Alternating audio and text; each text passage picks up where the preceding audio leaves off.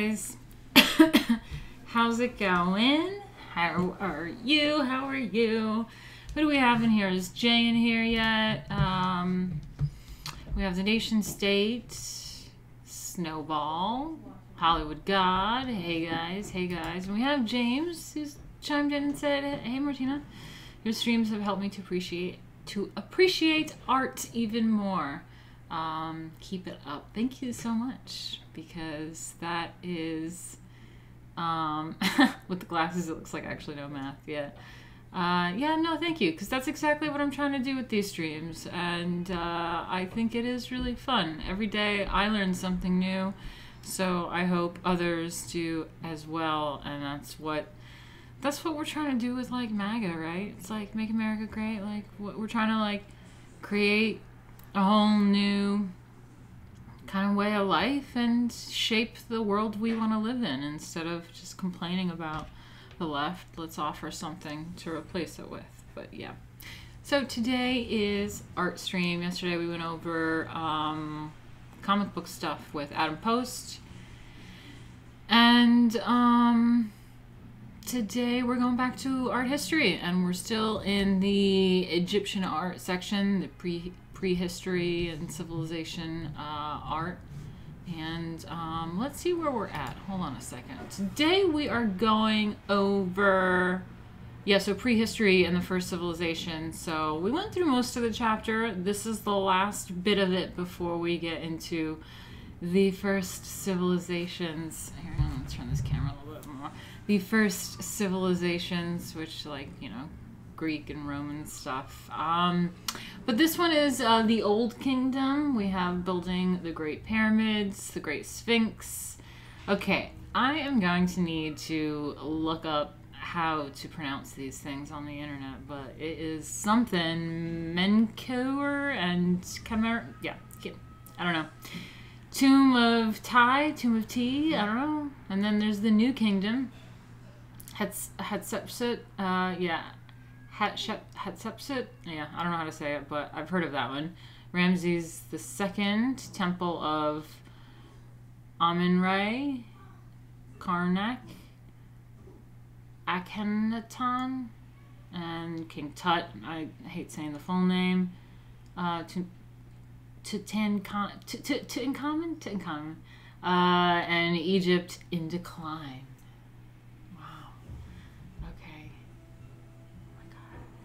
I hate that you can hear this video game really loud.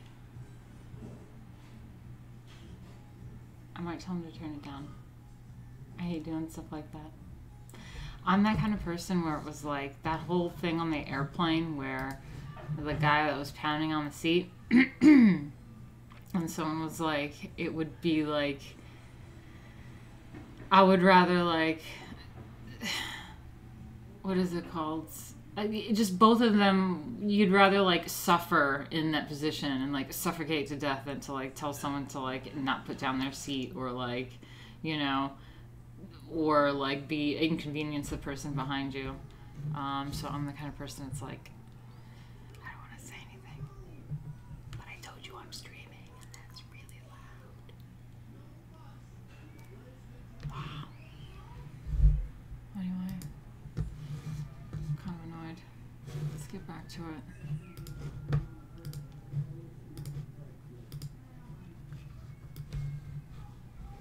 Where is that?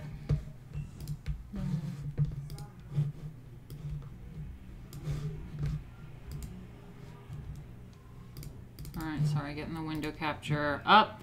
Let's see, where are we at? Gardner. There we go. It's a little small, but that's okay. That's okay. Oh god, I hate that it's so loud.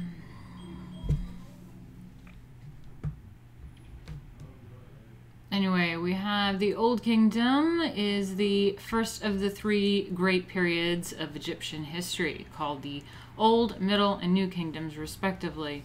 Many Egyptologists now begin the Old Kingdom with the first pharaoh of the 4th dynasty, Sneferu? I don't know how to say it. It's around 2575 to 2551 BCE, although the traditional division of kingdoms places the Djoser and the Third Dynasty in the Old Kingdom. That's what we talked about before. It ended with the demise of the 8th Dynasty around 2134 BCE. So the Great Pyramids... at Giza stand the 3 Great Pyramids, the oldest of the 7 wonders of the ancient world. Did we go over I feel like we went over the pyramids.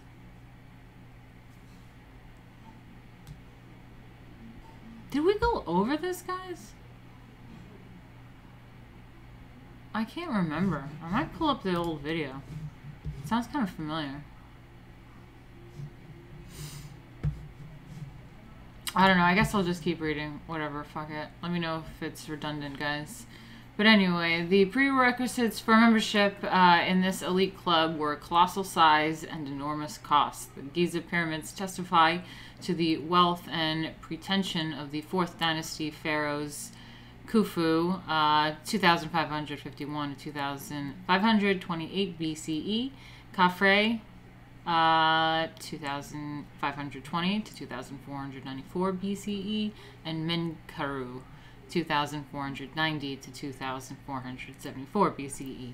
The 3 pyramids, built in the course of about 75 years, represent the culmination of an architectural evolution that began with the mastaba. So that was the huts up here.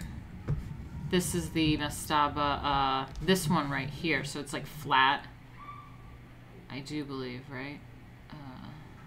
And then they started like building them on top of each other, and they kind of just like became pyramids.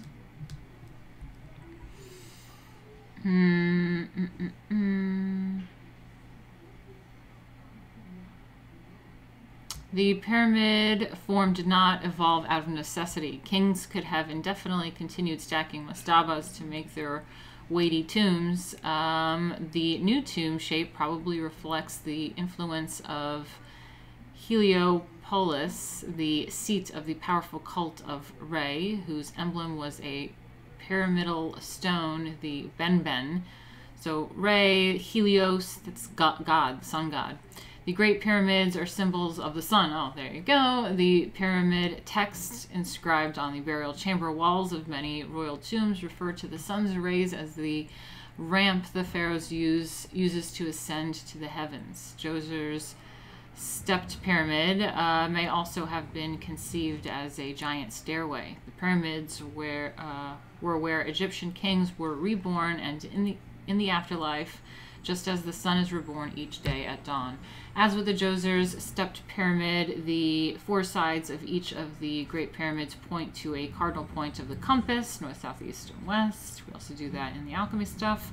But the funerary temples associated with the 3 Giza pyramids are not on the north side, facing the stars of the north sky, as Djoser's temple did. The temples sit on the east side, facing the sun as it rises, and that is the understanding of the connection with Ra, whatever, sun god.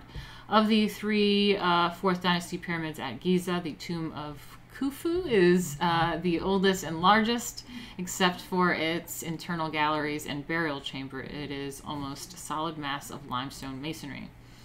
A stone mountain built on the same principle as the earlier step pyramids at Saqqara.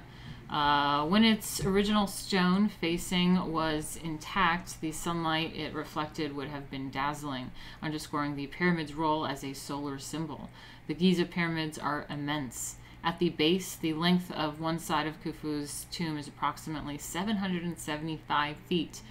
And its area is some 13 acres. Yeah, we did read this because I remember sitting there and thinking about how big 13 acres is. Are they really telling me that the base of the pyramids are 13 acres? Is that what they're saying? Because I've never seen the pyramids. Have you guys seen the pyramids? Jack has seen the pyramids, I think. 13? 13 acres is what you're telling me the base of the pyramid is? That's crazy. Wow. It presents height. Its present height is about 450 feet, originally 480 feet. The structure contains roughly 2.3 million blocks of stone, each weighing an average of 2.5 tons. Napoleon scholars calculated that the blocks on the three Great Pyramids were sufficient to build a 1 foot wide and 10 feet tall wall around France. Damn.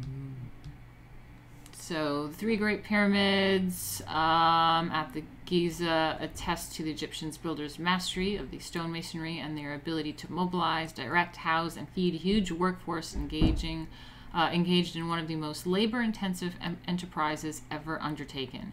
Like all building projects of this type, the process of erecting the pyramids began with the quarrying of stone, in this case primarily the limestone of the Giza Plateau itself, from which the Egyptian sculptors also carved the Great Sphinx.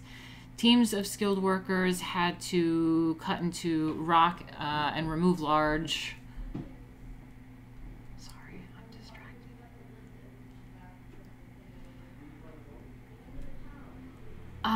Teams of skilled workers had to cut into the rocks and remove large blocks of roughly equal size using stone or copper chisels and wooden mallets and wedges. Often the Egyptian artisans had to cut deep tunnels to find high-quality stone free of cracks and other flaws. To remove a block, the workers cut channels on all sides. Wait, let me just make sure... Yeah, we didn't go through this stuff, right?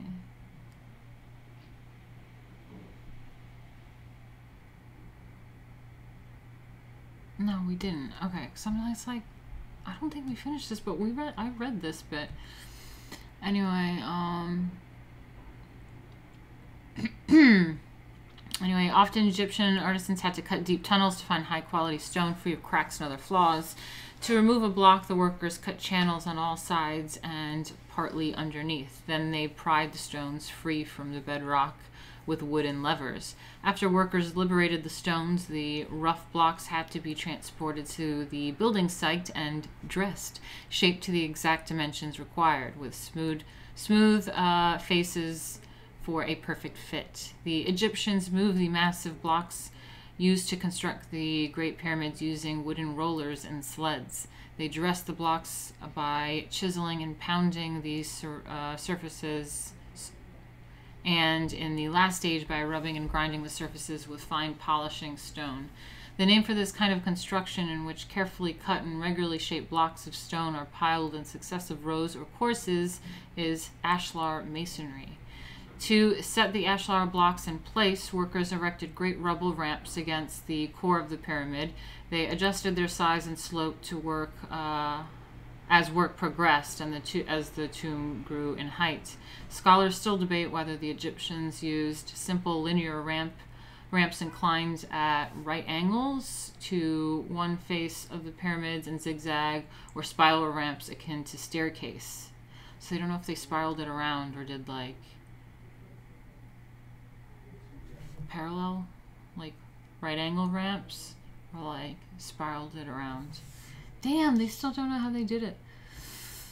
But zigzag ramps placed against one side of the structure and spiral ramps winding around the pyramid would have greatly reduced the slope and incline and would have made the dragging of the blocks easier. Some scholars have also suggested a combination of straight and spiral ramps.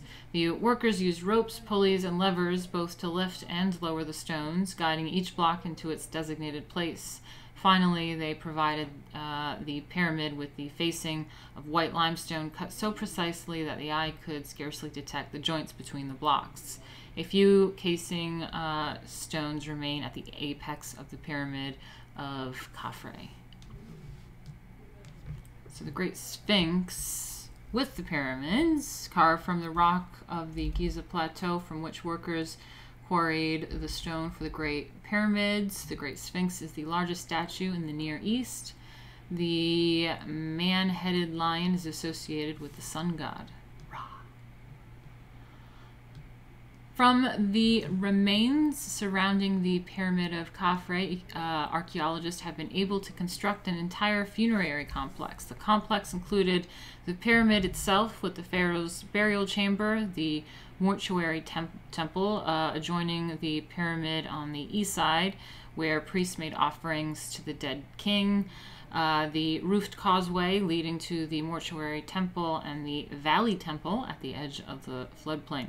According to one theory, the complex served not only as the king's tomb and temple, but also as his place in the afterlife. The Great Sphinx, besides the causeway and dominating the valley temple of Khafre, rises the Great Sphinx.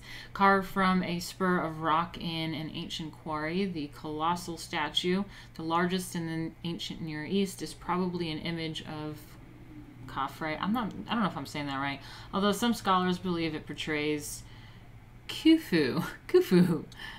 Antedates Khafre's complex. Whoever it portrays, the Sphinx, a lion with a human head, was associated with the sun god and therefore was an appropriate image for a pharaoh.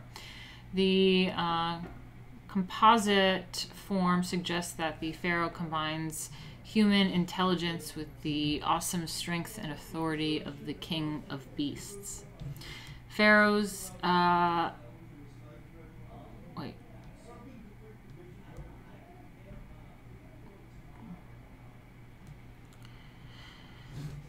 Let me just check in on you guys. Let me see how you're doing. Oh, hello. We have a new person in here. It says, hello, fellow nerds and weirdos. Hello. Ah, Stephen Forex, how you doing?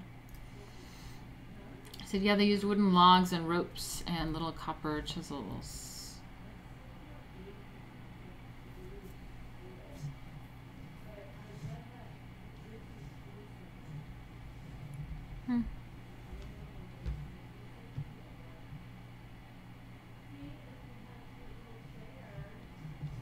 Wait, what, Stephen? Not a single mummified body has been found inside a pyramid to date of a pharaoh? What? Okay, Khafre enthroned. Sculptors created images of the deceased to serve as abodes for the Ka should the mummies be destroyed. Although the Egyptians used wood, clay, and other materials, mostly for images of those not of the royal or noble classes, the primary material for tomb statuary was stone. Ooh, I love stone.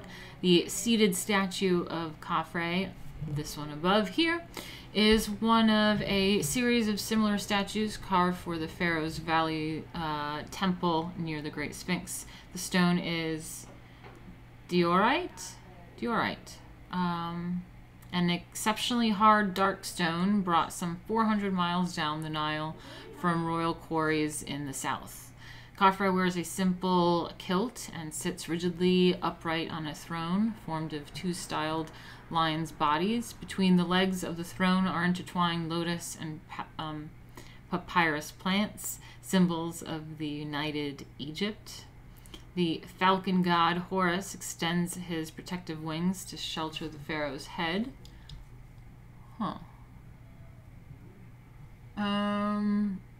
Khafre has the royal false beard fastened to his chin and wears the royal linen nemes, the headdress with the cobra of kingship on the front. The headdress covers his forehead and falls in pleated folds over his shoulders. Oh yeah, I like that.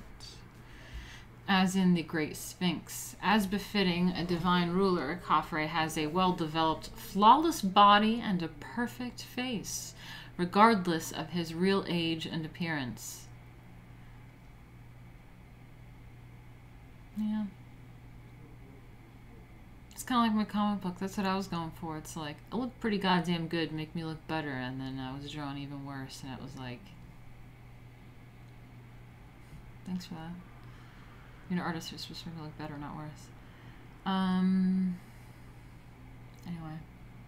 Oh God, I hate doing this lurching on the computer. It hurts my neck and my back.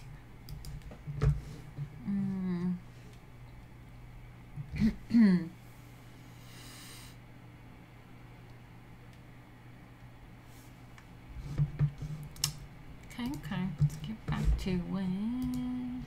Let's get back to it. So, flawless body and perfect face regardless of his real age and appearance. The Egyptians considered ideal proportions appropriate for representing imposing majesty, and artists used them quite independently of reality. See, and that's why I'm all about art with like beauty and using like human form and just being like, oh, that's what I'm all about. Sorry, yeah. That's the sound. It's like, ah. That's the sound that my art is about. Okay.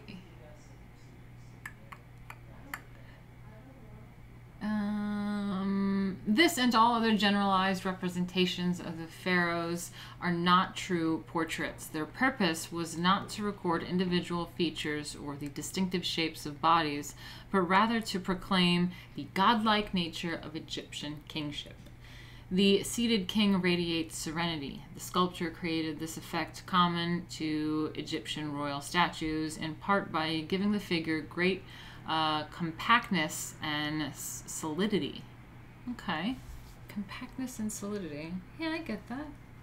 That's pretty good. Okay. So he radiates serenity by being compact and solid, with few projecting breakable parts. The form manifests the purpose, to last for eternity. Khafre's body is attached to the...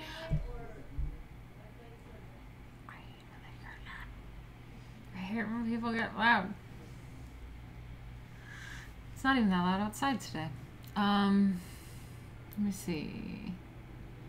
Yeah, he radiates serenity. The sculpture created it. Compactness. The form manifests the purpose, to last for eternity. Khafre's body is attached to the unarticulated slab that forms the back of the king's throne. His arms touching the torso and thighs. And his legs are close together and connected to the chair by the stone the artist chose not to remove. Yeah, okay, it's true. The pose is frontal, rigid, and bilaterally symmetrical. The same on either side of the axis, in this case, the vertical axis. The sculptor suppressed all movement, and with it the notion of time, creating an eternal stillness. Oh, sitting in the chair. So I'm going to be depicted at times now. I'm going to do photo shoots. I'm just going to be like solid in time. Serenity.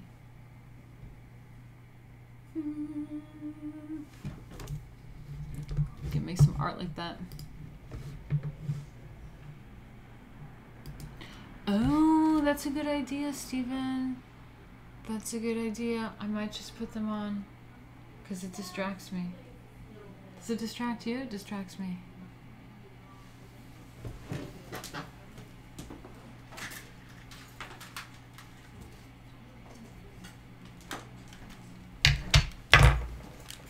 Now I have to wear these things though.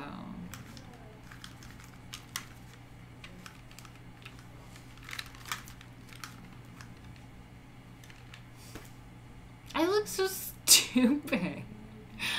I look like such a weird gaming nerd or something. I hate this.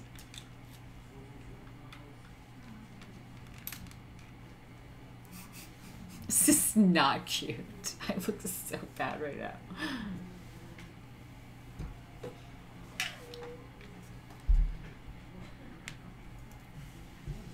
Nerd. Nerds. Nerd stream. I should just get really loud. That's what I should do. Okay, let's get back to it. Let me see He radiates serenity, bilaterally symmetrical, creating eternal stillness. To produce the statue, the artist first drew the front, back, and 2 profile views of the pharaoh on the 4 vertical faces of the stone block.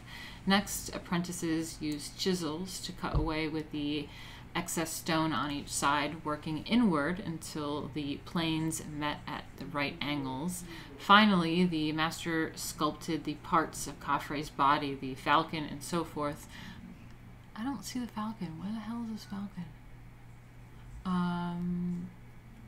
The finishing was done by abrasion, rubbing or grinding the surface. This subtractive method accounts in large part for the block-like look of the standard Egyptian statue. Nevertheless, other sculptors, both ancient and modern with different aims, have transformed stone blocks into dynamic, twisting human forms. Okay, this one I'm going to need help with reading. With pronunciation. So let's see this one.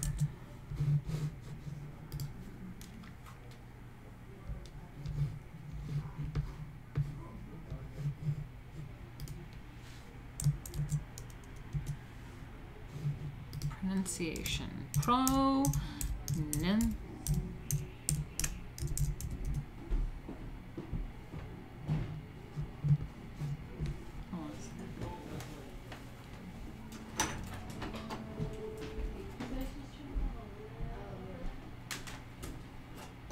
Thank you.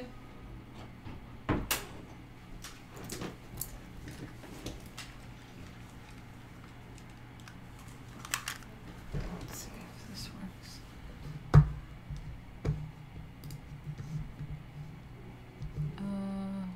Okay, how to say.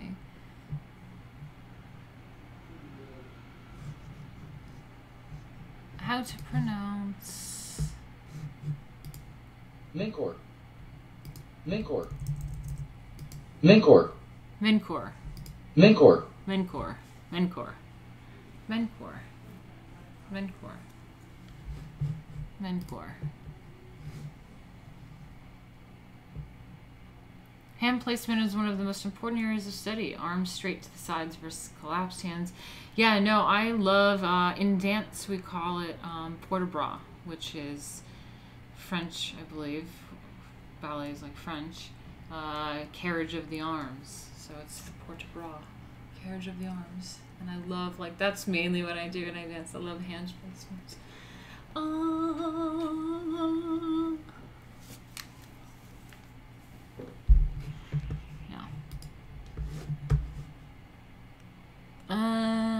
There's also something called the Delsart system, and it's kind of like an old gesture acting kind of thing, and how in the alchemy you always talk about, remember the head, the heart, what else was it? It's the head, the heart, and the hands or something. I don't know. So there's like 3 parts in the Delsart system too, and everything kind of has like meaning and purpose, and there's like, you know, in art there's a lot of like symbolism with posture and hand placement and gesturing and stuff, and they can depict certain emotions. But yeah, Delsart, it's an interesting thing we can talk about one time, perhaps. Okay, so Minkor, I think that's how I said it, right? Minkor. Minkor.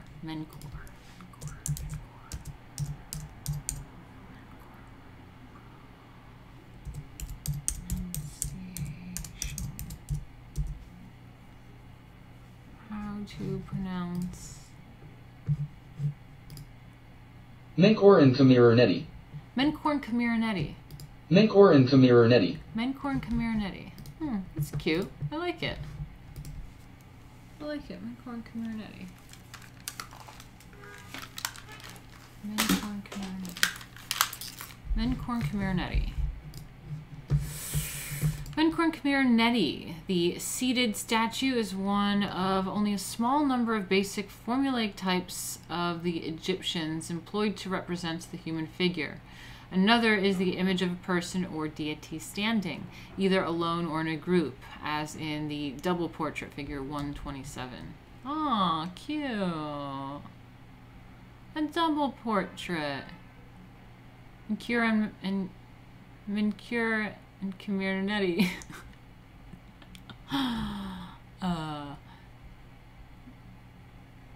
Of Mincure and one of his wives, probably Queen Camironetti.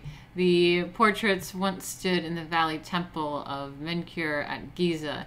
Here, too, the figures remain wedded to the stone block from which they were carved, and the sculptor used conventional postures to suggest the timeless nature of these eternal substitute homes for the Ka. Menkare's pose, which is duplicated in countless other Egyptian statues, is rigidly frontal with the arms hanging straight down and close to his well-built body. Oh, okay, author. His hands are clenched into fists with the thumbs forward. Huh. Yeah, I see that. He advances his left leg slightly. Oh, yeah, I do. I see that. But no shift occurs in the angle of his hips to correspond to the uneven distribution of weight.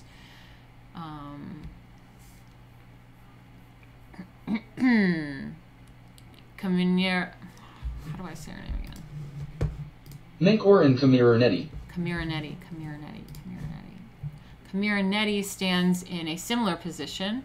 Her right arm, however, circles around the king's waist, and her left hand gently rests on his left arm.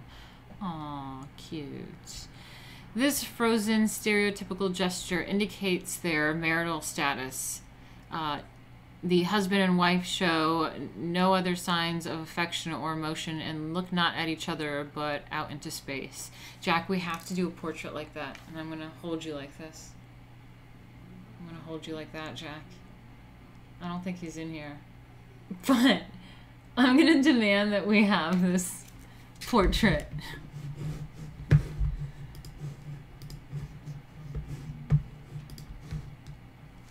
me see. Where are we at? Okay, yeah. The Tomb of Tea? The Tomb of Tea. The Tomb of Tie. Tomb of Tea. Tomb of Tie? Let's see how we say this. Why not learn how to say it properly?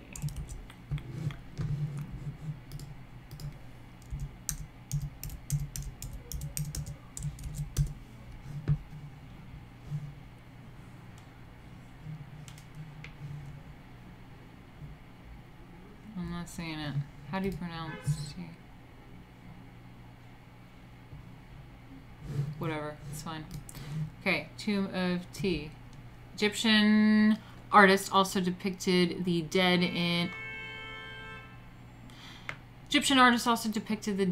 relief sculpture and in mural painting, sometimes alone, as on the wooden panel of Hesire.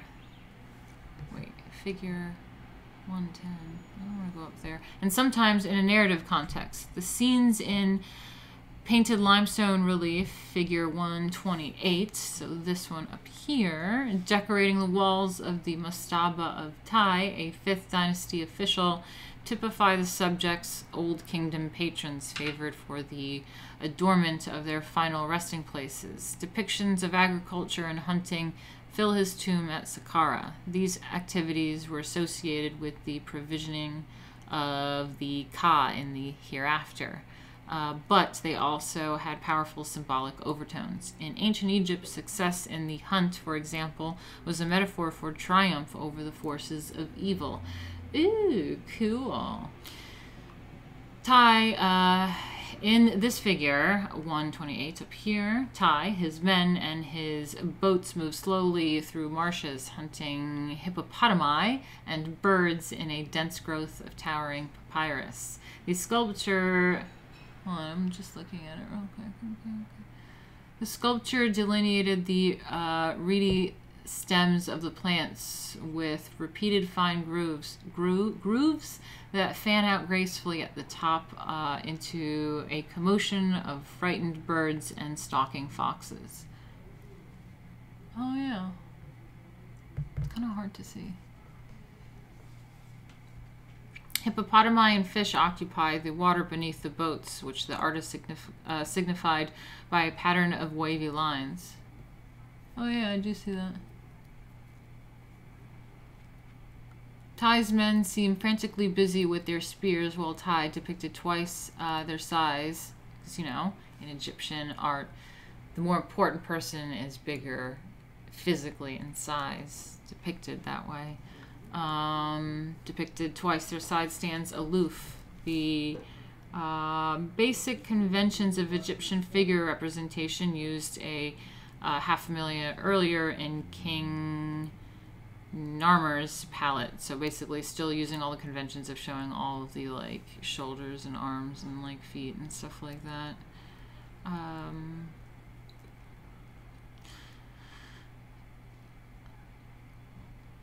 As on the pre-dynastic palette and the portrait relief of Heshire, the artist used the conceptual rather than the optical approach, representing the essence of the subject instead of a random view of it, and showing its most characteristic parts at right angles to the lines of vision. The composite view expressed a feeling for the constant and changeless aspect of things, as well as suited for Egyptian funerary art. Tai's outsized proportions bespeaks his rank. His conventional pose contrasts with the realistically rendered activities of his tiny servant and with the naturalistically carved and painted birds and animals along the papyrus buds. Tai's immobility suggests that he is not an actor in the hunt. He does not do anything. He simply is a figure apart from time and an impressive observer of life, like his Ka. Scenes such as this demonstrate that Egyptian artists could be close observers of daily life. The absence of the anecdotal, that is, of the time-bound, from their representations of the deceased, both in relief and in the round, was a deliberate choice. Their primary purpose was to suggest the deceased eternal existence in the afterlife, not to portray nature. The idealized image of Tai is typical of Egyptian relief sculpture. Egyptian artists regularly ignored the endless variations in body types of real human beings. Painters and sculptors did not sketch their subjects from life, but applied a strict canon, a system of proportions to the human figure. They first drew a grid on the wall, then they placed various human body parts at specific points on the network of squares. The height of figures, for example, was a fixed number of squares, and the head, shoulders, waist, knees, and other parts of the body also had a predetermined size and place within the scheme. This approach to design lasted for thousands of years. Specific proportions might vary from workshop to workshop and change over time, but the principle of the canon persisted. Okay, so that's interesting. Kind of new that I didn't really realize. You know, they definitely didn't portray different various sizes.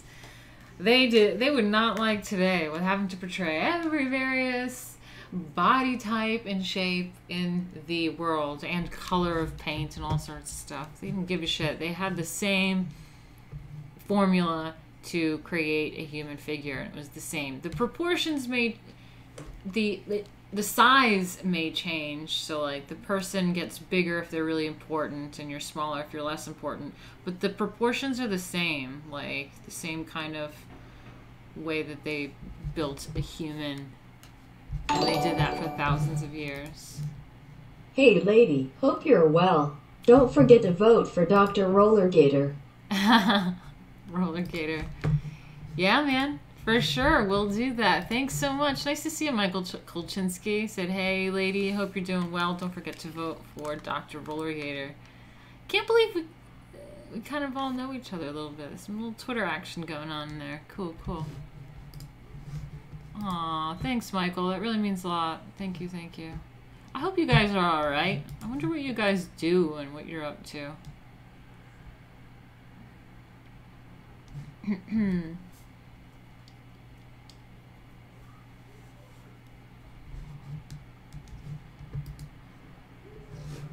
Oh, thank you. That means a lot. It's awesome. Oh yeah, if you guys want to help me out, you can help me get to, wait, let me see if I have to refresh this.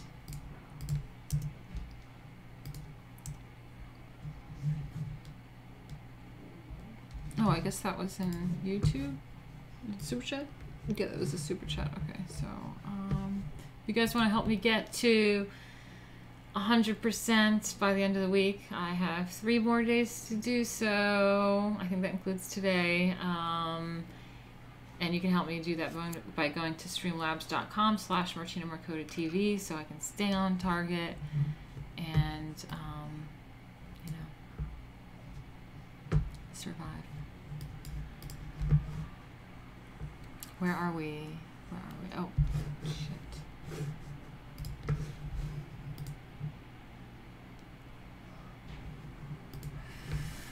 Okay, so where are we at?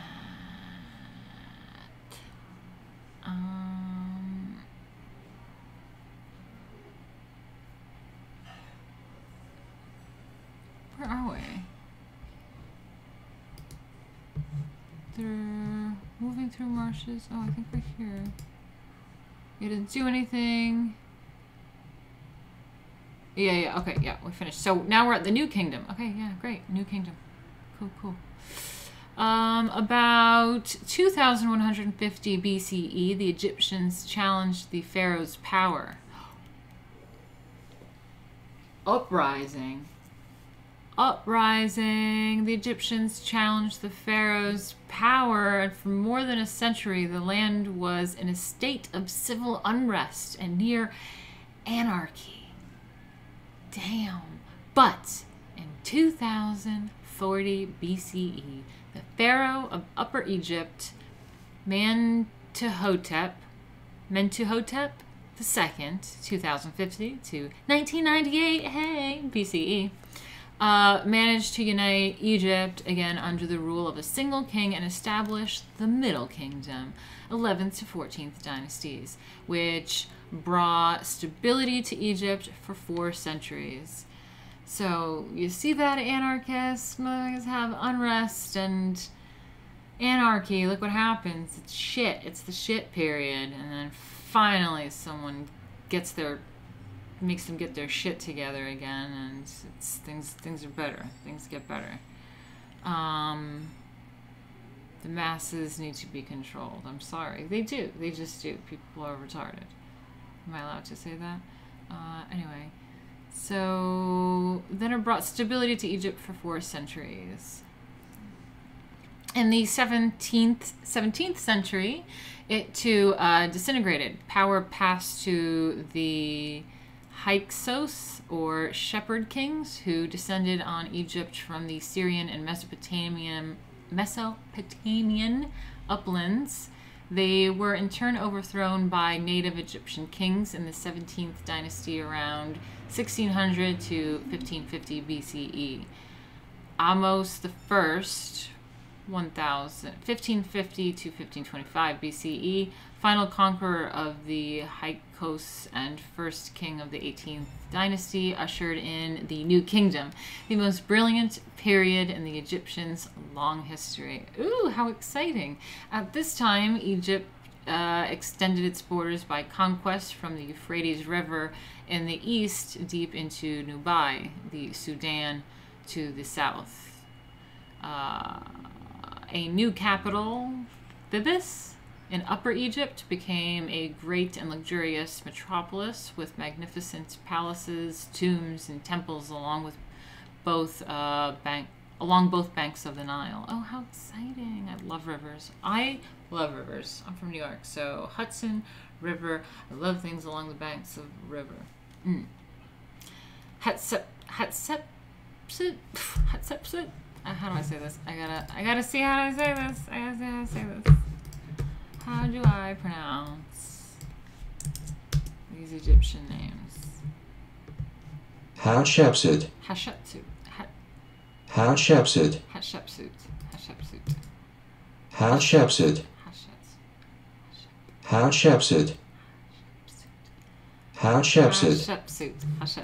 Hatshepsut. Okay, Hatshepsut. One of the most intriguing figures in the ancient world was the New Kingdom pharaoh Hatshepsut, 1473 to 1458 BCE. In 1479 BCE, Thutmose II, 1492 to 1479 BCE, the fourth pharaoh of the 18th dynasty, died. Hatshepsut, his principal wife and half-sister, had not given birth to any son who survived, so the title of king went to the 12-year-old Thutmose III, son of Thutmose II, by a minor wife. Like a minor wife? Like Hatshepsut became regent for the boy king. Within a few years, however, the queen proclaimed herself pharaoh and insisted that her father, Thutmose I, had chosen her as successor during his lifetime. Hatshepsut is the first great female monarch whose name has been recorded. Huh. Oh, so that's a female. Hatshepsut is the first great female monarch whose name has been recorded. For two decades, she ruled what was then the most powerful and prosperous empire in the world. As always, Egyptian sculptors produced statues of their pharaohs in great numbers for display throughout the kingdom. Hatshepsut uniformly wears the costume of the male pharaoh with royal headdress and kilt, and in some cases even a false ceremonial beard. Many inscriptions refer to Hatshepsut as His Majesty. One of the most impressive of the many grandiose monuments erected by the New Kingdom pharaoh is Hatshepsut's mortuary temple, figure 129. Which one is it? This one. That's her mortuary temple right here. Damn. Alright, Hatshepsut, you get it.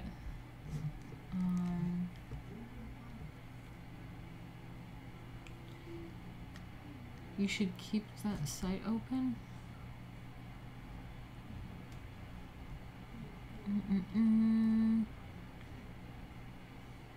So I'm just catching up to you. His half-sister wife didn't have kids that survived, to go figure. Yeah. It's the one thing that bothers me about the Egyptians is like all their like incest shit. It's like, really, dude? You guys are so smart. And then you had to do that weird shit. Okay, anyway, so one of the most impressive and grand monuments erected in the New Kingdom was Pharaoh Hatshepsut's mortuary temple. On the Nile, this is on the Nile at Deir el-Bahari.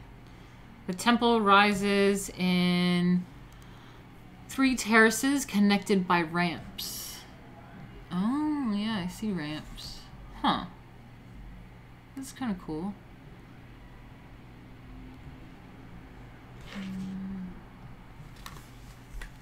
It is remarkable how visually well suited the structure is to its natural setting.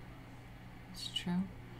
The long horizontal and verticals of the colonnades of the terraces repeat the pattern of the limestone cliffs above. In Hatshepsut's day, the terraces were not in the barren places they are now, but gardens with frankincense trees and rare plants, and pharaohs brought them from faraway land of Punt in the Red Sea. Wow, yeah, that must be lovely with plants. Huh. Her expedition to Punt figures prominently in the once brightly painted low reliefs that cover many walls of the complex. In addition to representing great deeds, the reliefs also show Hatshepsut's divine birth and coronation. She was said to be the daughter of the sun god, whose sanctuary was on the temple's uppermost level. The reliefs of Hatshepsut's mortuary temple unfortunately defaced after her death. The reliefs of Hatshepsut's mortuary temple, unfortunately defaced after her death, constitute the first great tribute to a woman's achievements in the history of art. How exciting. Ramses II. Perhaps the greatest pharaoh of the New Kingdom was Ramses II, 1290 to 1224 BCE, who ruled Egypt for 2/3 of a century, an extraordinary accomplishment in the era when life expectancy was far shorter than it is today. So wait, he ruled for 2/3 of a century. 4 colossal images of Ramses never failed to impress visitors to the pharaoh's mortuary temple. This one above right here. Aw, one of them's a little missing.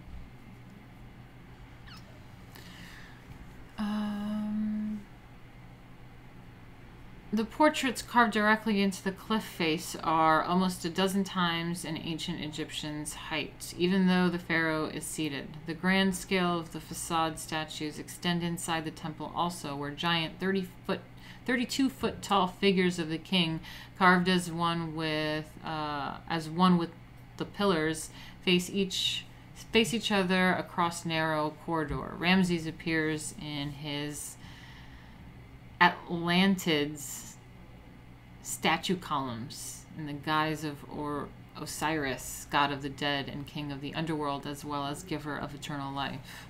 Damn, I just realized that there's a person in the middle of this picture. Holy shit, that is huge. Damn.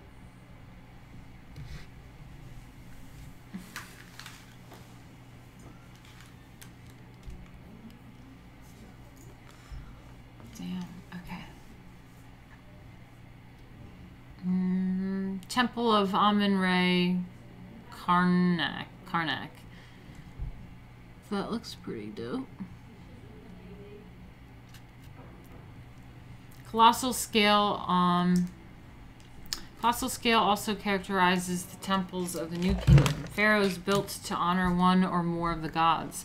Successive kings often extended the building campaigns for centuries.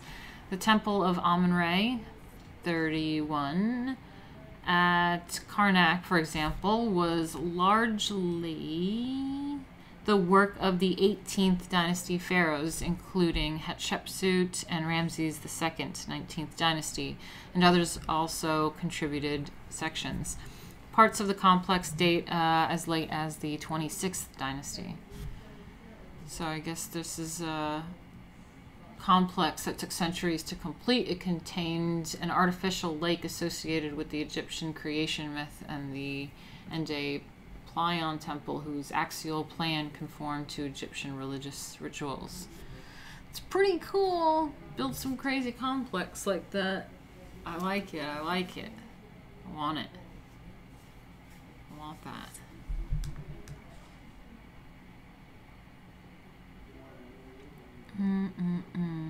It has an artificial sacred lake within its precinct, a reference to the primeval waters before creation. Guys, didn't we talk about that in the Outer Alchemy stream? Talking about the waters of creation in that one. We're supposed to meditate upon that mythologies and whatnot. So that's interesting.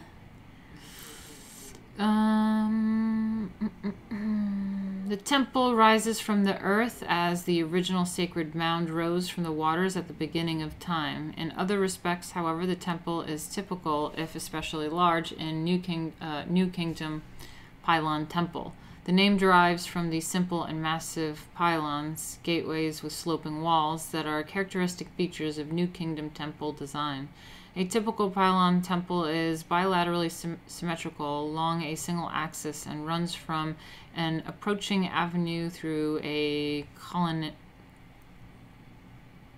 colonnaded court and hall into a dimly lit sanctuary. This Egyptian temple plan evolved from the ritualistic requirements. Only the pharaohs and the priests could enter the sanctuary. A chosen few were admitted to the great columnar hall. Only the pharaohs and priests could enter the sanctuary. A chosen few were admitted to the columnar hall. The majority of the people could enter only as far as the open court, and a high wall shut off the site from the outside world. A central feature of the New Kingdom pylon temple plan, a narrow axial passageway through the complex, characterizes much of Egyptian architecture. The approaches to the Old Kingdom pyramids of Giza and to the multi-level mortuary temple of Hatshepsut at Deir el-Bahari also conform to the Egyptian preference for axial plans. Okay. In the Karnak plan, the hall, this one up here. So, yeah, this picture above the model of this hall with the columns and stuff. Between the court and sanctuary has its long axis placed at the right angle to the corridor of the entire building complex. Wait, between the court and sanctuary has its long axis placed at the right angle to the corridor of the entire building complex. Okay, whatever. Inside this hypostyle hall, one in which columns support the roof, are massive columns that carry the stone slabs of roof on stone lintlets. The lintels rest on cubical blocks that in turn rest on giant capitals' heads. These central columns are 66 feet high, and the capitals are 22 feet in diameter at the top, large enough to hold 100 people. Okay. The Egyptians, who used no cement, depended on precise cutting of the joints and the weight of huge stone blocks to hold columns in place. Okay, so that's impressive. They didn't use any of the concrete and stuff. They were just being really precise and things just like held in place. Most scholars believe Egyptian columns originated from an early building technique that used firmly bound sheaves of reeds and swamp plants as roof support in adobe structures. Adobe! Egyptian masonry first translated these early and relatively impermanent building methods into stone in Djoser's funerary precinct at Saqqara. The column swamp plant origin is still evident in Karnak, where the columns have bud cluster or bell-shaped capitals resembling lotus or papyrus, the plant of Upper and Lower Egypt. In the Amun-Re temple at Karnak and in many other Egyptian hypostyle halls, the builders made the central rows of columns higher than those at the sides. Okay, yeah, I see that. In the middle, it's like taller than the ones on the sides. Raising the roofs, raising the roofs central section created a clerestory. Openings in this clerestory permitted sunlight to filter into the interior, although the stone grills would have blocked much of the light. This method of construction appeared in primitive form as early as the Old Kingdom in the valley of the Temple of Pyramid of Khafre. The clerestory seems to be an Egyptian innovation, and its significance hardly can be overstated. Before the invention of the electric light bulb, illuminating a building's interior was always a challenge for architects. The clerestory played a key role, for example, in medieval church design, and has remained an important architectural feature up to the present. That's interesting. Cool.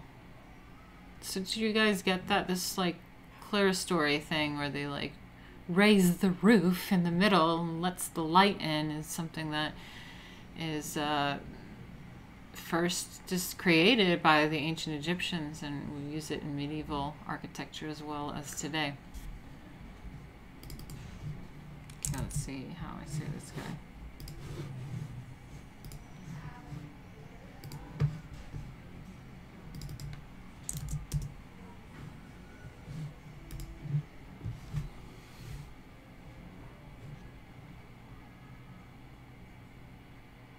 Akhenaten. Akhenaten, Akhenaten, Akhenaten, Akhenaten, Akhenaten,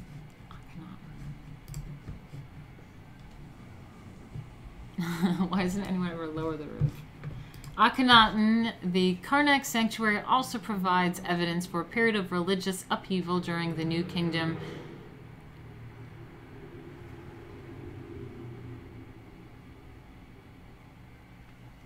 The Karnak sanctuary also provides evidence for a period of a religious upheaval during the New Kingdom, and for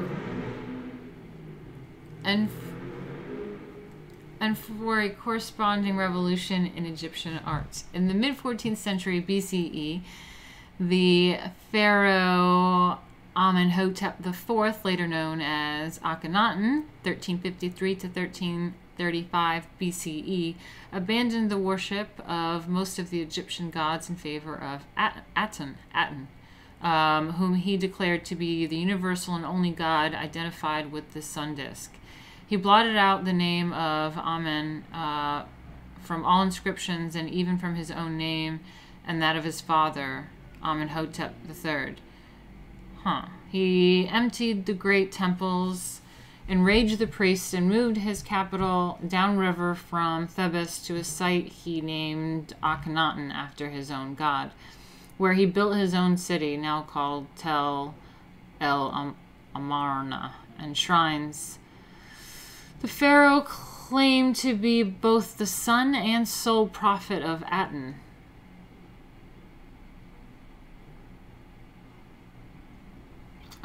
Check out Akhenaten's statue. He looks very strange. I'm sure they're going to show it. They might show it. I'll bring it up if they don't. Hold on. The pharaoh, let me see. Where are we? Akhenaten, he emptied and enraged the priest. He named it... Moreover, in stark contrast to earlier practice, artists represented Akhenaten's god neither in an animal nor in a human form, but simply as the sun disk emitting life-giving rays. Oh yeah, I've seen that.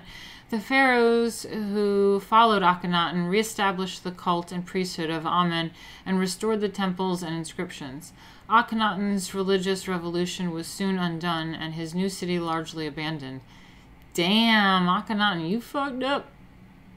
During the brief heretical episode of Akhenaten, however, profound changes occurred in Egyptian art. A colossal statue, 133. Okay, so that's this one. I guess it's a colossal statue. Of Akhenaten from Karnak, toppled and buried after his death, retains the standard frontal pose of pharaonic portraits, but the effeminate body with its curving contours it certainly has, and the long face with full lips and heavy-lidded eyes bear no resemblance to the heroical proportioned figures of Akhenaten's predecessors. Akhenaten's body is curiously misshapen, with weak arms and narrow waist, protruding belly, wide hips, and fatty thighs. Excuse me. Modern doctors have tried to explain this physique by attributing a variety of illnesses to the pharaoh. They cannot agree on the diagnosis, and their premise that the statue is an accurate depiction of a physical deformity is probably faulty. Some art historians think Akhenaten's portrait was a deliberate artistic reaction against the established style, paralleling the suppression of traditional religion. They argue that Akhenaten's artist tried to formulate a new androgynous image of the pharaoh as the manifestation of Aten, the sexless sun disk, but no consensus exists other than the style was revolutionary and short-lived. Yeah, I don't like it. It bothers me.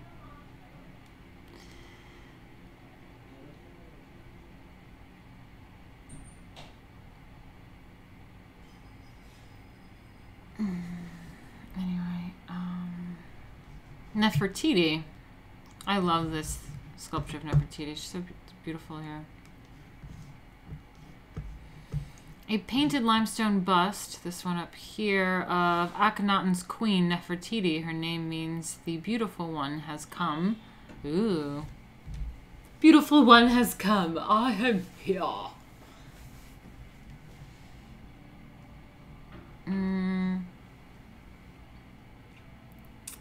Looks like Akhenaten tried doing what I wanted to. Built a religious cult and shit. Painted limestone bust, 134, of Akhenaten's queen, Nefertiti. Her name means the beautiful one has come. Exhibits a similar expression of entranced musing and an almost mannered sensitivity and delicacy of curving contour. Nefertiti was an influential woman during her husband's kingship. She frequently appeared in the decoration of the Aten temple of Karna, portrayed not only as equal in size to her husband, but also sometimes wearing pharaonic headgear.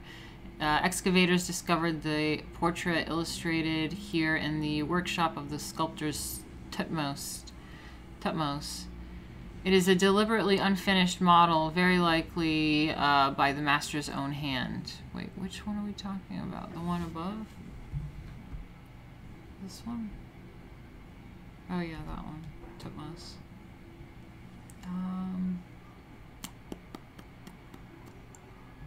Yeah, deliberately unfinished model, very likely by the master's own hand. The left eye socket still lacks the inlaid eyeball, making the portrait a kind of before and after demonstration piece. With this elegant bust, Thutmose may have been alluding to a heavy flower on his slender stalk by exaggerating the weight of the crown head and the length of the almost serpentine neck. The Tel El Amarna sculptor adjusted the true likeness of his subject to match the era's standard of spiritual beauty.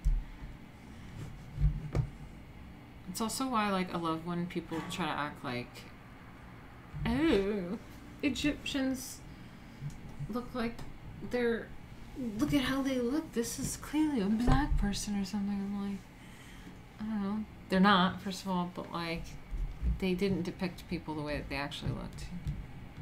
So, you know, there's that. I knew Jay was gonna come in with something when I said that. We was Kangs. I knew, like, have you even been here the whole time? Where have you been? And then suddenly I'm starting talking about how black people are not ancient Egyptian kings and pharaohs, and you come out of nowhere. Of course. Okay. We gotta get through this lesson. I didn't have my break, though, by the way.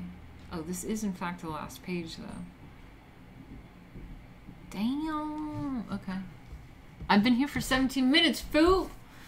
Well, I've been streaming for an hour and 17 minutes, so I don't know where you've been, but suddenly I start mentioning the black people were not Kangs. You come in. Jeez. Anyway, okay, so that thing above the Nefertiti we're still talking about, which I love. This one's stunning. Stunning. Oh yeah, she is missing an eyeball. Huh. So we're talking about the excavators discovered. Okay, the eyeball, spiritual beauty. Okay, so now we're at Tutankhamun. King Tutankhamun. Gotta say it over and over again. Probably Akhenaten's son by a minor wife, Tutankhamun. 1333 to 1323 BCE, ruled Egypt for a decade and died at age 18. What? Although he was a very minor figure in Egyptian history, he is famous today because of the fabulously rich art and artifacts found in his largely unplundered tomb at Thebes, uncovered in 1922. The principal monument in the collection is the enshrined body of the pharaoh himself. The royal mummy reposed in the innermost of the three coffins nested one within the other. The innermost coffin, figure 135. Okay, so this one above here on the left, the coffin. The most luxurious of the three shows King Tut in the guise of Osiris, made of beaten gold, about a quarter ton of it, and inlaid with such semi-precious stones as lapis lazuli, turquoise, and carnelian. It is a supreme monument to the sculptures and goldsmiths' crafts. The portrait mask, this figure up here, 136 to the right, top right, which covered the king's face, is also made of gold with inlaid semi-precious stone. That is so cool. I do love it. It is a sensitive portrayal of the scene of adolescent king dress dressed in his official regalia, including the Nemes headdress and a false beard. The general effect of the mask and the tomb treasures as a whole is of grandeur and richness, expressive of Egyptian power, pride, and affluence. I love it. Dan peeks head in. Did someone say black people? That's Jay. That's Jay. I mentioned black people and Jay comes in. Excuse me? We was kings. Egypt in decline. Oh no. During the last millennium BCE, Egypt lost the commanding role it once had played in the ancient Near East. The empire dwindled away, and foreign powers invaded, occupied, and ruled the land until Alexander the Great of Macedon and his Greek successors, and eventually the Romans, took control of the land of the Nile. See, oh no, they are Macedonian, like Cleopatra's Macedonian. That's this time. So the Alexander the Great of Macedonia and his Greek successors, eventually the Romans took control of the land of the Nile.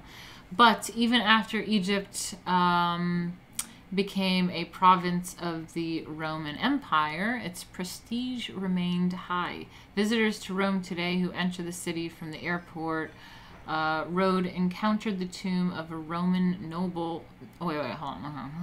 Visitors to Rome today who enter the city from the airport road encounter the tomb of a Roman nobleman who died around 12 BCE. His memorial takes the form of a pyramid 2,500 years after the Old Kingdom pharaohs erected the Great Pyramids of Giza. Okay. Thanks for that. So, there is this little wrap-up of prehistory and the first civilizations, the big picture, the rundown. Jay, Cleopatra is a beautiful black queen. This is historical revisionism by white man. We are the children of the Nile. Original children of the Nile. Blacks are the real Jews. So, who built the pyramids and who invented slavery exactly? Who was built on slave work? Which one? Which one? Because if slaves built Europe or like America, then who built the pyramids? Who are the slaves? Who are the kings? Who owns what? Anyway, so what we have here is the prehistory of the first civilizations. This is like, I think, chapter 1. We did it. We went through it. It's been a month, but we got through all this stuff, and I haven't taken a pee break. We're an hour and 22 minutes in. I'm going to take a break. When we get back, we are going to have the rundown, the big picture. We're going to go through what we've gone through in this chapter. If you haven't seen all the videos, here's the rundown. All right? Guys chilling? Got 30 people in here. We're chilling. Dr. Yaku built them. You guys chilling? All right? Any questions, comments before we go to break? I am also, guys, don't forget about me. Gotta make a living. If you want to help me out, go to streamlabs.com/Martina Markota TV, and we can continue to do this. I did get an email today about performing in Jersey somewhere, so I'm really excited. Hope that happens.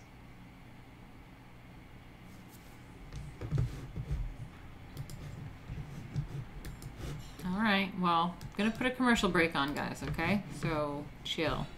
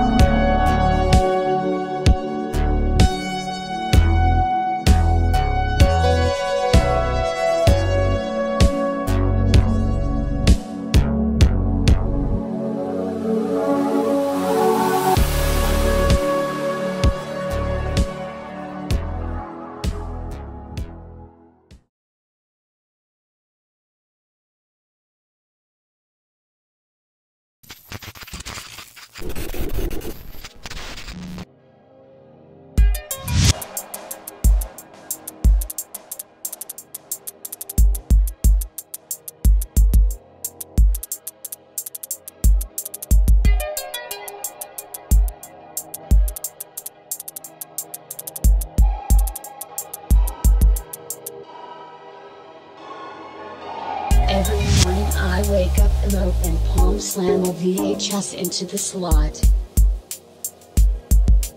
It is Chronicles of Riddick.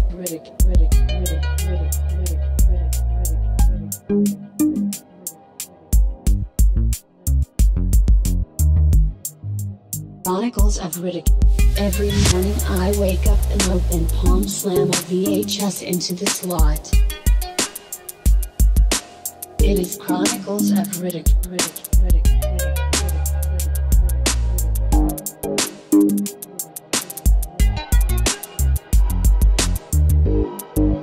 Chronicles of Riddick. And right then and there I start doing the moves alongside with the main character, Riddick.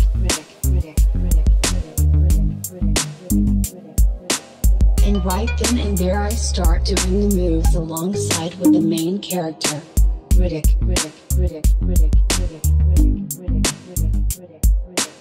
I do every move and I do every move hard,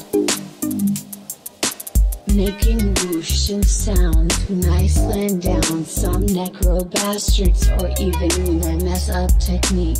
Not many can say they escaped the galaxy's most dangerous prison. I can't.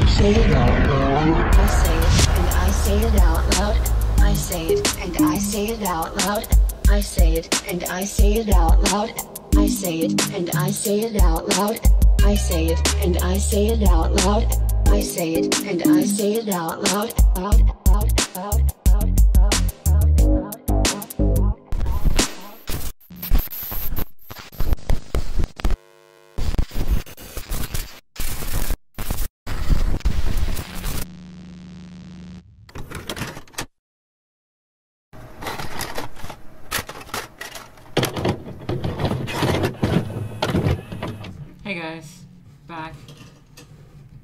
Oh shit, I'm playing myself on. Turn the volume off, okay. Swear on Minen's grave. Swear on Minen's grave. Okay, I'm a little like annoyed and stressed out because like, so normally I get paid through like, hold on, let me fix this. I'm a little like annoyed and stressed out because like there's like the Streamlabs that like that's good because it's like goes into my PayPal or whatever and it goes into my account, but then like the super chats, there's AdSense, I think like that's normally what happens. It's connected to my account and like it goes through every month, so it's like waited all month for the payment to go through and it didn't post. So I'm like, where is it? And I looked at my AdSense and it's not showing in AdSense. It's showing in YouTube but not AdSense. And I'm like, where's the money? And I'm like really stressed out. And I don't know where this PayPal money is. Fuck. I mean, I don't know where the Super Chat money is. It's really annoying me. Anyway, let's get back into it, shall we? Shall we? So we have the prehistory and first civilizations, which is what we've been going through, and this is the big picture. There's prehistoric art. The first sculptures and paintings antedate the innovation of writing by tens of thousands of years. No one knows why humans began to paint and carve images or what roles those images played in the lives of Paleolithic humans. Women were far more common subjects than men, but animals, not humans, dominated Paleolithic art, circa 30,000 to 9,000 BCE. Surviving works range in size from tiny figurines to painted walls and ceilings covered with over life-size animals, as in the Lacasse cave in France, Animals always appear in profile in order to show clarity to show clearly the head, body, tail, and all four legs. The Neolithic age, circa 8,000 to 3,500 BCE, revolutionized human life with the beginning of agriculture and formation of the first settled communities. The earliest known monumental sculptures date to the 7th millennium BCE. In painting, coherent narratives became common, and artists began to represent human figures as composites of frontal and profile views. So that's that. And then we have the ancient Near East art. The Sumerians, circa 3,500 to 2,332 BCE, founded the world's first city-states and invented writing in the 4th millennium BCE. They were also the first people to build towering temple platforms called ziggurats and to place figures in registers to tell coherent stories. So those panels, the registers, the comic book strips.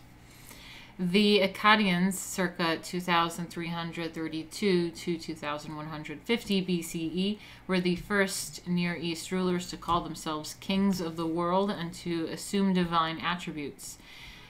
Akkadian artists may have been the first to cast hollow life-size bronze sculptures and to place figures at different levels in a landscape setting. During the Third Dynasty of Ur, circa 2150 to 1800 BCE, and under the kings of Babylon, circa 1800 to 1600 BCE, the Sumerians constructed one of the largest ziggurats in the Mesopotamia at Ur. Babylonian artists were among the first experiments with foreshortening. At the height of power, the Assyrians, circa 900 to 612 BCE, ruled an empire that extended from the Persian Gulf to the Nile and to Asia Minor. Assyrian palaces were fortified citadels with gates and guarded by monstrous lamassu. Painted reliefs glorifying the king decorated the walls.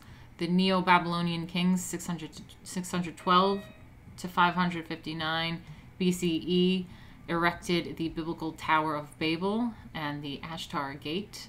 The capital of the Achaemenid Empire, 559 to 330 BCE, was Persepolis, where the Persians built a huge palace complex with an audience hall that could accommodate thousands. And then there is the Egyptian art, the palette of King Narmer, which commemorates the unification of Upper and Lower Egypt around 3000 to 2920 BCE, established the basic principles of Egyptian representational art for 3,000 years. Imhotep, architect of the funerary complex of King Djoser, 2630 to 2611 BCE at Saqqara, is the first known artist in history. Huge, huge. During the Old Kingdom, circa 2575 to 2138 BCE, the Egyptians erected the Great Pyramids at Giza, emblems of the sun god on whose rays of the pharaoh ascended to the heavens after their death. Old Kingdom artists established the statuary types that would dominate Egyptian art for 2,000 years, suppressing all movement in order to express the eternal nature of pharaohic kingship. During the New Kingdom, circa 1550 to 1070 BCE, the most significant architectural innovation was the axially planned pylon temple incorporating an immense gateway, columnar courtyards, and a hypostyle hall with clerestory windows. Powerful pharaohs such as Hatshepsut, 1473 to 1458 BCE, and Ramses II, 1290 to 1224 BC, erected gigantic temples in honor of their patron gods and after their deaths for their own worship. Akhenaten, 1353 to 1335 BCE, abandoned the traditional Egyptian religion in favor of Aten, the sun disk, and initiated a short-lived artistic revolution in which undulating curves and anecdotal content replaced the cubic forms and massive stillness of earlier Egyptian art. So that is the big picture, what we've been talking about. Ziggurat is fun to say. It really is.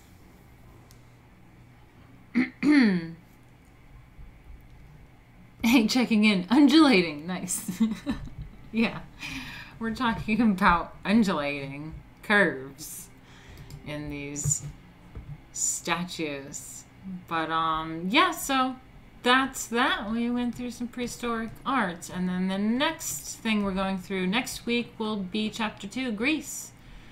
So Greek art and stuff. And that's very exciting. This is stuff that I really love. I love some of the Egyptian stuff too, but this has always gotten me going, this stuff. Love it. But yeah, we ended a little bit early, so that's good. I'll just chit chat with you guys for a few minutes. But fatty thighs and protruding bellies, that's right, Jay. That's right.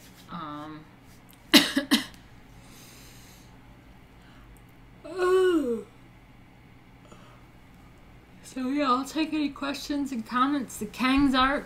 Yep, finished the Kang's art. I'm pretty sure Friend Report wanted to talk about something. I forget what it was, but maybe if he gets on next week, we'll jump into that. Probably could have done that now, actually. Let me see if it's on Twitter. Undulating. Let me see. Friend. So he wanted to show me, here's some start on Vinken's art. Had a lot of cool stuff. Here's something halfway decent about Fergians. I don't know how to say it. Oh my god, I don't know how to say these things.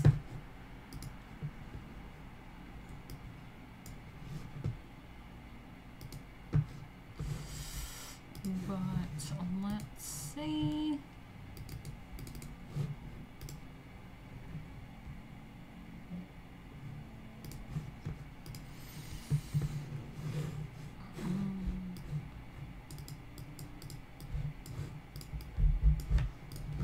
Alright, so what's this? The Vinca culture. In 1908, the largest prehistoric Neolithic settlement in Europe was discovered in the village of Vinca, just a few miles from the Serbian capital, Belgrade. Oh, wow, Belgrade. On the shores of the Danube. Vinca was excavated between 1918 and 1934 and was revealed as a civilization in its own right. Cool. Indeed, as early as the 6th millennium BC, 3 millennia before dynastic Egypt, the Vinca culture was already a fully fledged civilization. Cute! A typical town consisted of houses with complex architecture, layouts, and several rooms, built of wood that was covered in mud. The houses sat along streets, thus making Vinca the first urban settlement in Europe, but being far older than the cities of Mesopotamia and Egypt. And the town of Vinca itself was just one of several metropolises, with others at Devostin. All these Slavic places. Archaeologists concluded that what is that?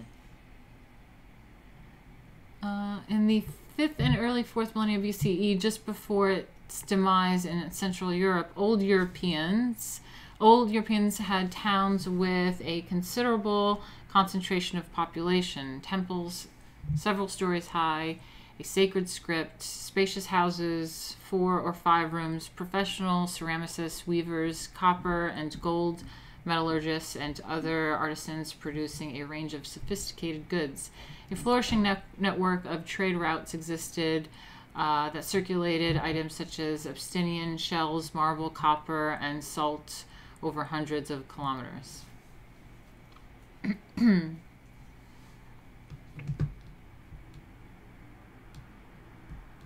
First European writings. Looks a lot like runes. Some rune shit.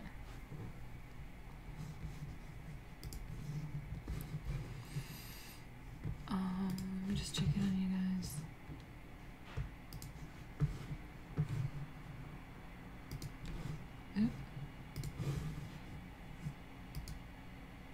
Oh, can you guys not see that? I thought I was sharing that. I thought I was sharing. What's happening here? Let me get that back.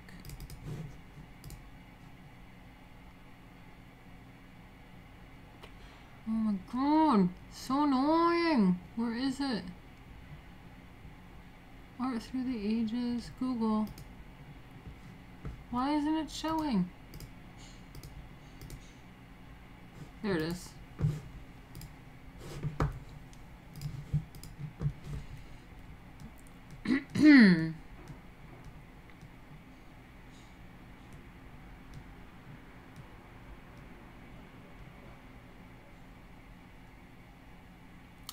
Recent excavations at sites across Europe's biggest prehistoric civilization, the Vinca culture, point to a great degree of sophistication and taste for art and fashion, archaeologists say. According to the figurines we found, young women were beautifully dressed like today's girls in short tops and miniskirts. Aww. And wore bracelets around their arms, said archaeologists. The Vinca tribe, who lived between 5,400 and 4,700 BC in the 12th hectare site at what is now Plotnik, knew about the trade, handcraft, art, and metallurgy. They pursued beauty and produced 60%, They pursued beauty and produced 60 different forms of wonderful pottery and figurines, not only to represent deities, but also out of pure enjoyment, said Kuzmanov, the archaeologist. The findings suggest an advanced division of labor and organization. Houses had stoves, there were special holes for trash, and the dead were buried in a tiny necropolis. People slept on woolen mats and fur, made clothes of wool, flax, and leather, and kept animals. The community was especially fond of children. Artifacts include toys such as animals and rattles of clay, and small, clumsy, crafted pots apparently made by children at playtime. Yeah. So there's similarities in different cultures. You can see the face of this thing is similar to the Sumerians. I'm just gonna get comfy here.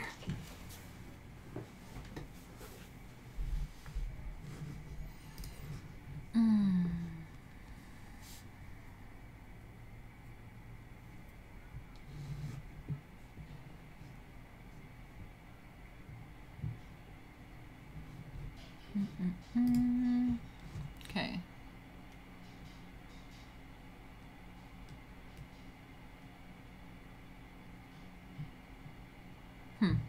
Yeah. So I think the one on the left is from Serbia and the one on the right is from Turkey. The one on the left,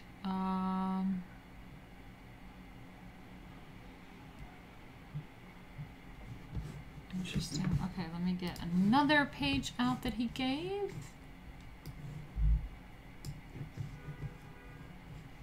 Okay, what is this? I don't know how to say it. But I think this is European late 8th century BC.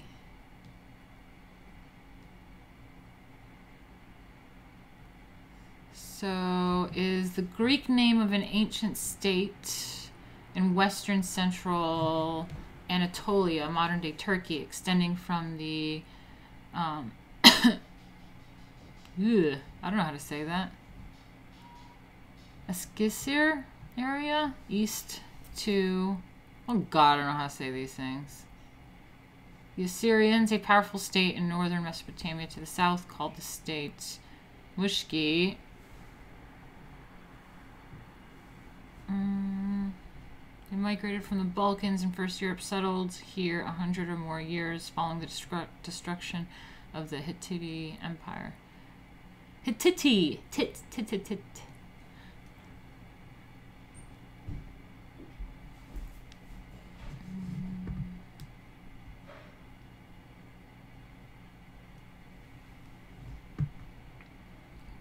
Alright, let's see. See works of art.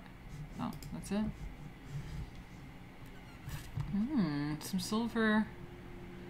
Some silver, what would I call this? Dish? Metalwork? Alright, let's find another one.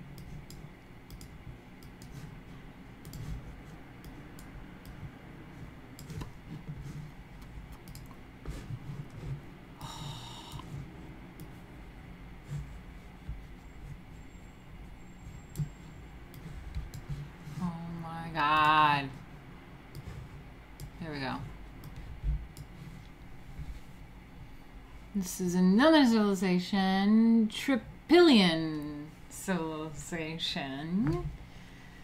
It's an archaeological name for the Copper Age civilization that existed on the territory of present-day Ukraine. This cultural complex is also known as Contenti on the territory of Romania.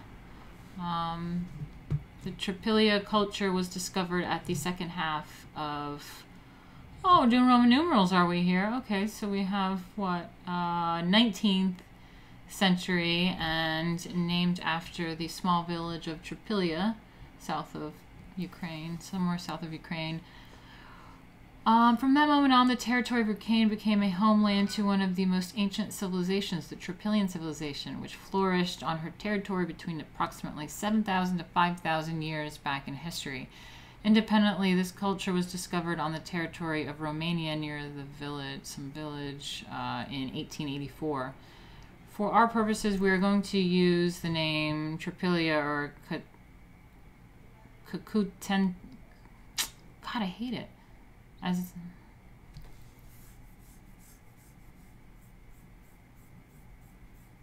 Okay, so they basically use those interchangeably. Cool. Interesting. Lovely. Love it. Fun. Let me check in on you guys. See what's going on. I'm about to get out of here soon. Big titty girlfriend empire. That's an empire I can get behind. That's right. So, anyway, guys, let me know if you have any more comments and questions, concerns, super chats. You can always go to streamlabs.com/Martina Markota TV and help me out.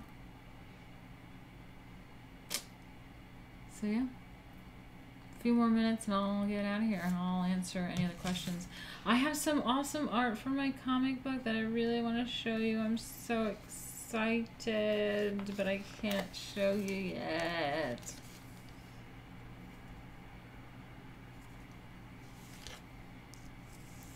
I love it. Isn't every monarchy incestuous? Probably. Probably. Yeah. I mean, lately they've been liking to do the whole commoner thing, but,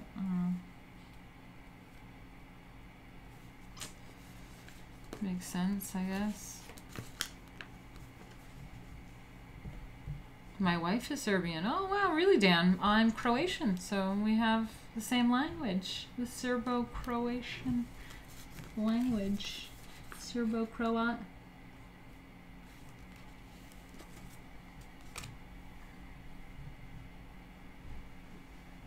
Alright.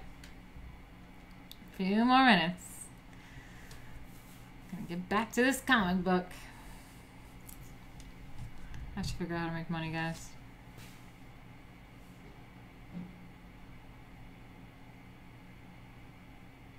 We was Kangs, that's right. Good night, Sally. Thanks for stopping by. Thank you, thank you. Alright, I think I'm gonna get out of here, guys. Let me know, you know, if you have any subjects you want to go over maybe sometime or whatever. I'll see you guys tomorrow. We're doing Outer Alchemy tomorrow, right? Wednesday, Outer Alchemy. Yes, they were enemies, Dan, but I don't really, I'm Americanized, so I don't really care about the stupid enemy stuff. Whatever. We're more similar than we are different, so unless she's like Muslim or something. But, okay. See you guys tomorrow. Bye.